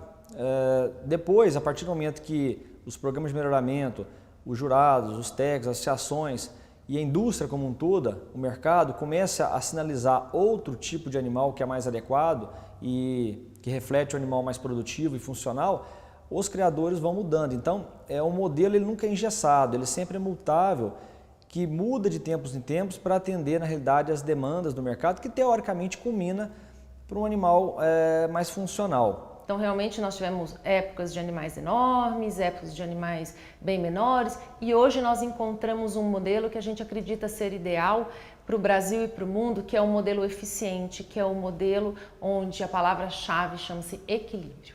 Nós pegamos o mesmo animal que veio e, através de seleção e melhoramento genético, através de gerações, trabalhou esse animal e fez ele extremamente funcional.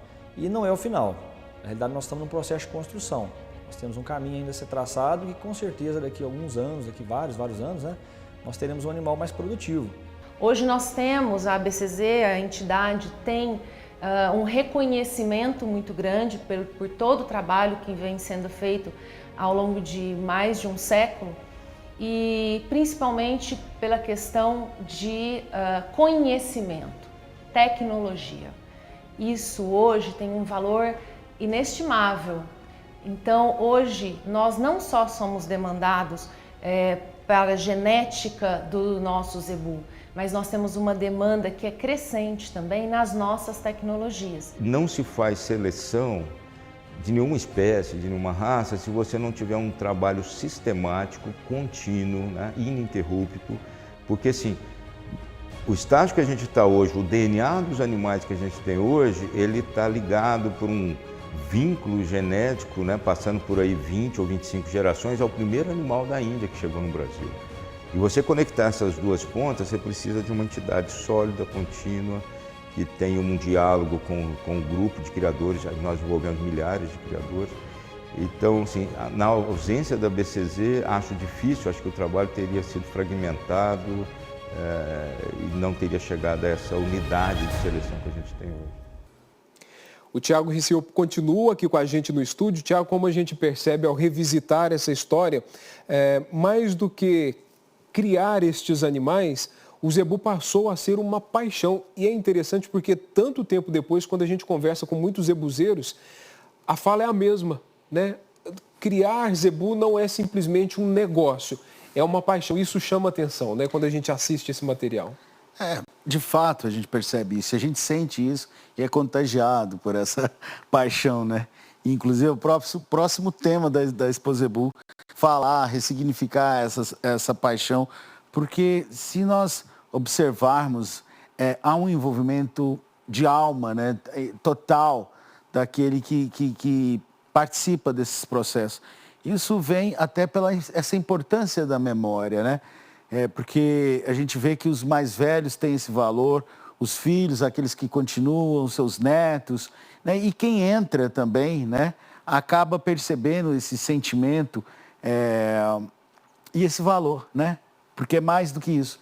É um valor de percepção que um trabalho tem um resultado prático, né? Um resultado que se traduz aí em alimento, que se traduz em renda, que se traduz em produtividade, que se traduz por meio da genética, né, uma efetiva transformação que é sinônimo de orgulho do Brasil, né? Então é um dos valores que a gente tem que entender, que a pecuária brasileira, por meio do zebu, é sinônimo de orgulho, porque o seu resultado ele é prático, efetivo e é mostrado que a gente pode crescer muito mais, né, e com sustentabilidade, que é o mais importante para os dias de hoje. Tiago, o que chama muita atenção é que a história do zebu no Brasil, ela caminha com a história da evolução do mundo, porque chega de forma muito precária no país, de navio, esses animais passando por quarentena, dificuldade para chegar no Triângulo Mineiro.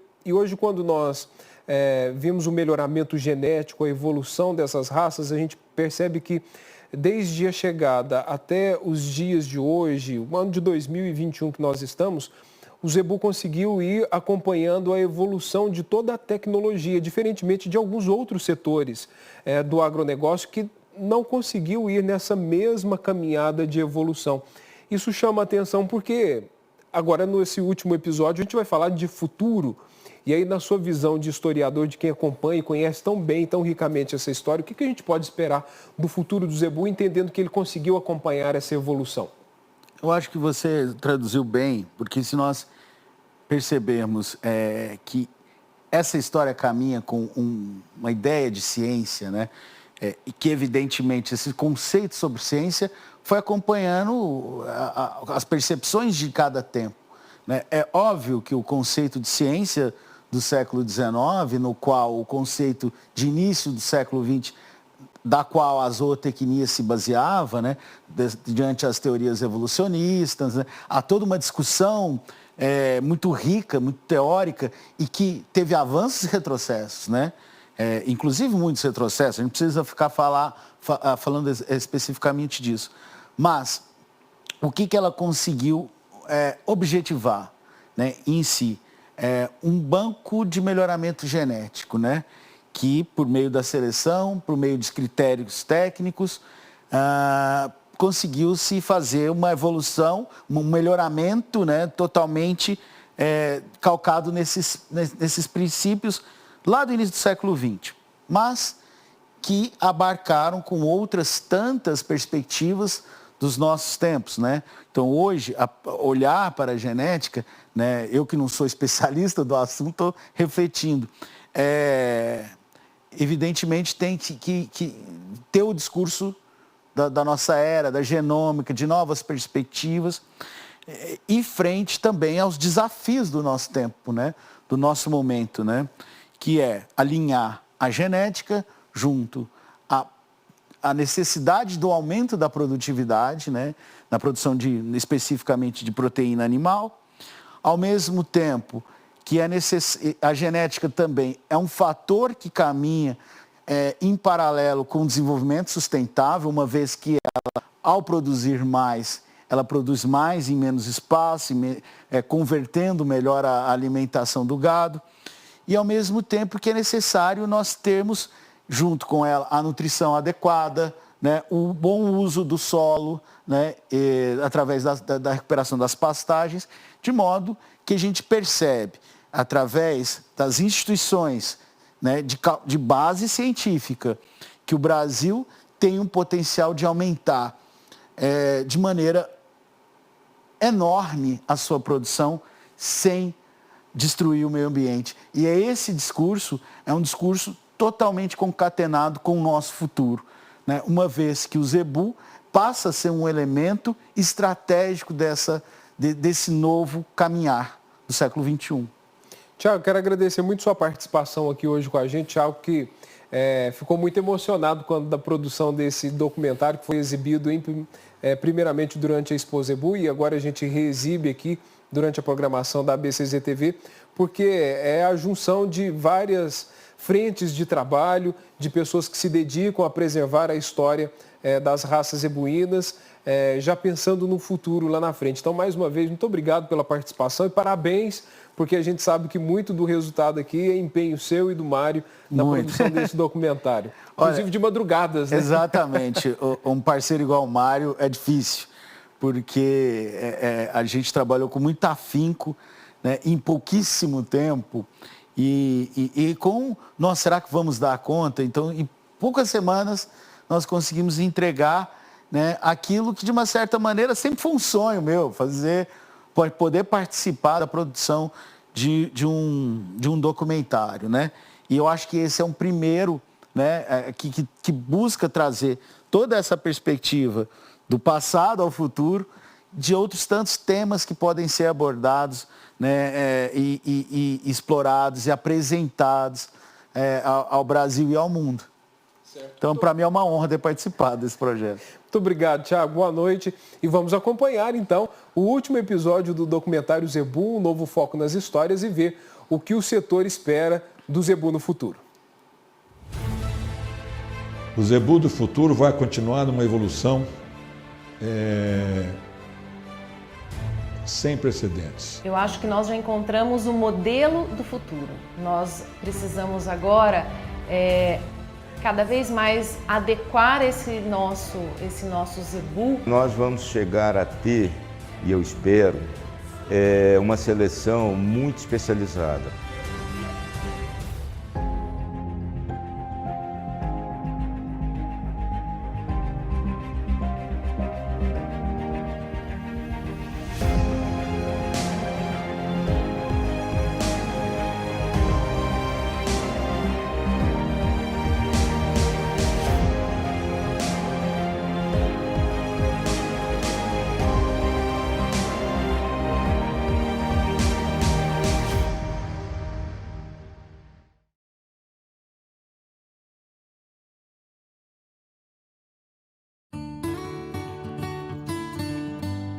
O zebu do futuro é o mesmo zebu, desde que ele tenha qualidade e seja bem selecionado.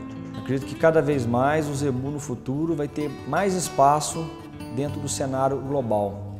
Hoje, se ele é uma raça muito utilizada no Brasil e na América Latina, com certeza no médio e longo prazo a gente espera que isso ocorra, e todos estão trabalhando para que isso ocorra, ele vai ser com certeza uma das principais fontes de proteína animal do planeta. Eu não sei te falar em quanto tempo, não é um processo rápido, mas nós vamos chegar a ter uma seleção muito especializada. Então nós vamos ter um zebu com uma identidade racial forte, mas com habilidades econômicas mais detalhadas, mais específicas. Nós vamos ter sistemas capazes de identificar genéticas superiores para diferentes sistemas de produção. Então eu vejo as raças zebuínas unidas do ponto de vista racial, étnico, mas segmentada em diferentes propósitos de seleção.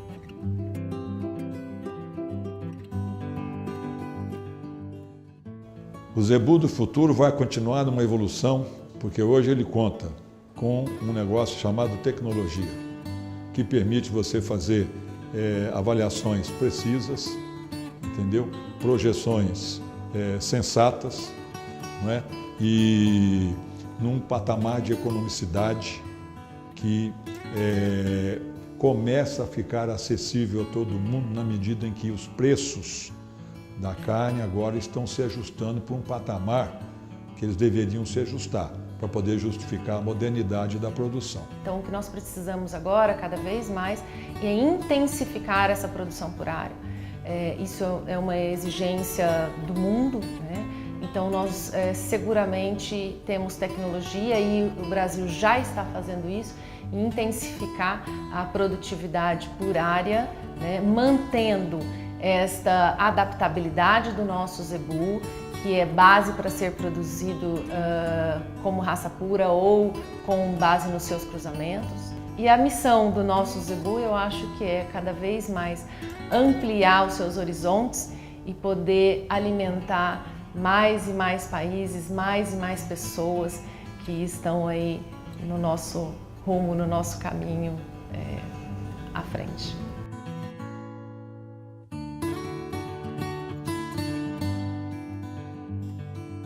O boi hoje vai ser mesmo zebu. O chinês vai comer o boi Nelore, o americano.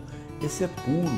Esse veio lá de trás, assim, não teve cruza isso, cruza aquilo, gente daquilo, gente de lá.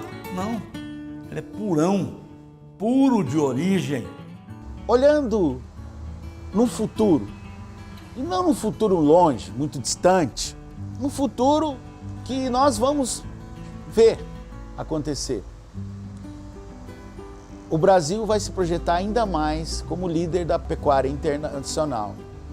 E diante de tudo isso, com todas as possibilidades e todos os desafios que nós temos, essa história continua.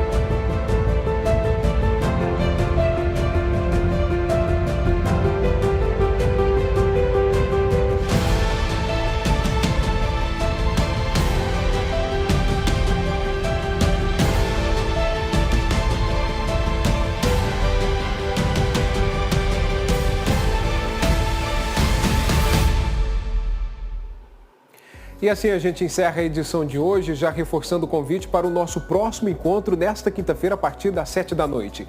Em pauta, a regularização fundiária. Nós vamos conversar com o presidente do INCRA, Geraldo Melo Filho, que fala também sobre a plataforma Governança Territorial lançada pelo Instituto. E ainda o início da segunda etapa de vacinação contra a aftosa. Participa com a gente o auditor fiscal federal agropecuário, o Diego dos Santos. Uma boa noite para você, bom restinho de feriado e até quinta-feira.